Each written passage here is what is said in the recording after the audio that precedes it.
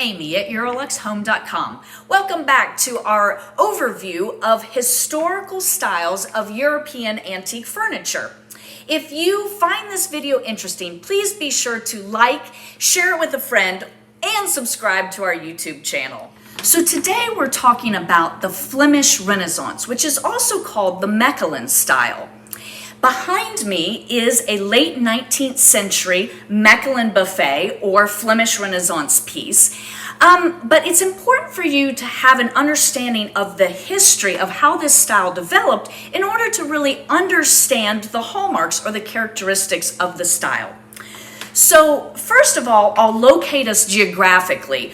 The Flemish Renaissance is what happened in Flanders. And Flanders is the area of Western Europe that now makes up modern-day Belgium, the Netherlands, and Luxembourg. So all of that area back at the 15th, 16th, 17th centuries was known as the Low Countries. And this is the Northern Renaissance style is an expression or an adaptation of the earlier Italian Renaissance style. So we'll back up and go back to the 15th century in Italy. And what happened was a profound shift. In society, we have a shift away from a theocentric universe, which means that in society, man was focused on God, on spiritual things, on otherworldly things. Christianity was extremely prominent. So that's what was happening in the Gothic period. And then as the Renaissance happens in the 15th century, we have a shift toward what we call an egocentric universe, or one where man's predominant thought process is based on his own achievements in this world. And so we have the rise of humanism. Humanism is a philosophy where scholars are looking back to Greece and Rome. There was this great resurgence of interest in all things Greco-Roman in the 15th century in Italy. The texts were being translated and they began looking at the art and the sculpture and the architecture, and all of that became the basis for the Italian Renaissance. Now, the French king, Charles VIII, came down to Italy and sacked Italy. But when he did that, he was amazed by all of this beautiful art, sculpture, and architecture that he was seeing in Italy. So he actually brought these ideas back to France. And that became known as the French Renaissance. So make sure you check out our video about the Renaissance style. But then these ideas begin to spread, and now we have that the Renaissance style has spread into the Low Countries or Flanders, and that's what makes up the Flemish Renaissance. So it is a derivative of the Renaissance style. A subset is the Mechelen style or the Flemish Renaissance style. So examples of Northern Renaissance artists that you might be familiar with would be Jan van Eyck, and one of his most famous paintings is the Arnolfini portrait. It's an amazing piece, but what it really shows us is this transition away from otherworldliness to a focus on man in this life, in this world, and making art look extremely realistic. What's really interesting about this particular piece is at the very back of the wall, there is a convex mirror, and you actually not only look at the painting from the front, seeing the figure standing there, but then if you look closely at the mirror, you're seeing the back of the people standing in the forefront as well as the artist who's painting. So it's a really interesting play of really capturing reality as it exists. So we see this focus then in this Flemish Renaissance style is trying to make things look more realistic, focusing on the themes from the Greco-Roman architecture and sculpture. And as I've mentioned, this style is sometimes called the Mechelen style. So Mechelen was actually the capital of this whole area of Flanders, capital of the Low Country, and it was a very wealthy city. They had really earned a lot of money based on the cloth trade. And so it became a center for furniture production. Much like here in the United States, North Carolina, it has been known historically as a center of furniture production. Mechelen in Belgium, or in Flanders at that time, was really known as a center for furniture production. Eventually, Mechelen was burned during the 80 Years' War by Spain, and that's when the capital then shifted to Brussels. But Mechelen was the predominant city.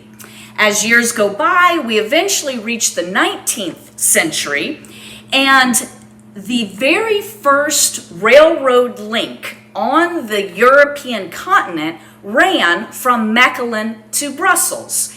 Mechelen is just north of Brussels, so that was the very first railroad link. And so Mechelen became a hub for the transportation in Europe. And so this style of very heavily carved Mechelen furniture, which rose in popularity at the end of in the 19th century due to Romanticism, had a way to spread across Europe by the rail system. And so Romanticism, as a reminder, we've mentioned this in other videos, Romanticism is a swing away from the Enlightenment of rational reason, of understanding how everything works, to a greater focus on otherworldliness, spirituality, imagination, and there's a strong component based on nostalgia. So here at the end of the 19th century, we have a lot of people who are turning and looking back at these earlier styles, and that's when we have the Renaissance revival, which that is what this is, a late 19th century Flemish Renaissance revival piece. So that was a whole lot of history to get you to this point so that you could understand the development of the style. And now I think you'll have a better understanding of the hallmarks or the characteristics of the style so that when you're out antiquing and you see a piece, you'll be able to identify it and say, aha, I know that that is a Flemish Renaissance piece or a Mechelen buffet. So let's go look at some pieces and we'll look at the details. So we've recapped the history of the Flemish Renaissance style so that you'd have a better understanding of the hallmarks or the characteristics of the style. So if we look, the first thing we see is that usually these pieces are large and they're very sturdy and substantial. Often carved in oak and a medium brown oak. And you really see an attention to craftsmanship. And this played into that focus in the 19th century of the interest in handcrafted pieces. Under Romanticism, there was a turning away from the Industrial Revolution, which was creating mass-produced things, so that by the end of the 19th century, which this is a late 19th century Mechelen buffet or Flemish Renaissance piece, you have people more interested in turning away. They don't want mass-produced things. Much like in our own society today, many people are looking for handcrafted things that you can tell that someone really spent their time and carved. But part of the Flemish Renaissance style is that it is very ornate. It is intricately carved. Now, it borrows from both the Gothic, earlier Gothic style, and it adds in the Renaissance style.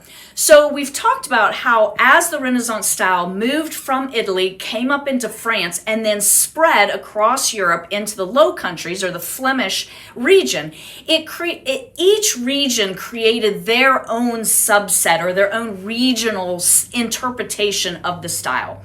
So in the Northern Renaissance, we're combining Gothic and Renaissance. So to create their own regional interpretation. So most of the time we find stained glass windows. That is one of the hallmarks of the Flemish Renaissance style. And we see a combination of interlacing geometric patterns. So we see these rosettes, this interlacing rosettes. all across around the piece. But then we're also adding in some of these classic Renaissance elements. So here we have the idea of a stylized arch. But we have these geometric shapes. So it creates more of a balance and a harmony, proportion, and adding in these foliage, fruits, berries. We saw these type of elements with animals as part of the hunting style, which is a subset of the Renaissance style. So you'll want to go check out our video about the hunting style. But we're combining to create this its own unique style.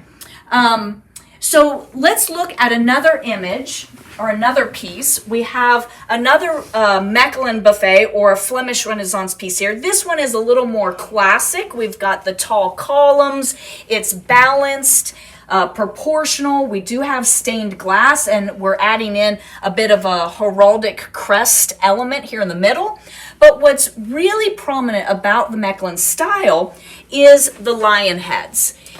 So when you're out and about and you see big lion heads, and especially when they have brass rings, that is one of the true hallmarks of the Mechelen style. And the lion heads are meant to evoke wealth, power, prestige, and are part of a heraldic reference because lions were often used in heraldic art. So let's go and we'll look at another great big piece and talk more about these characteristics.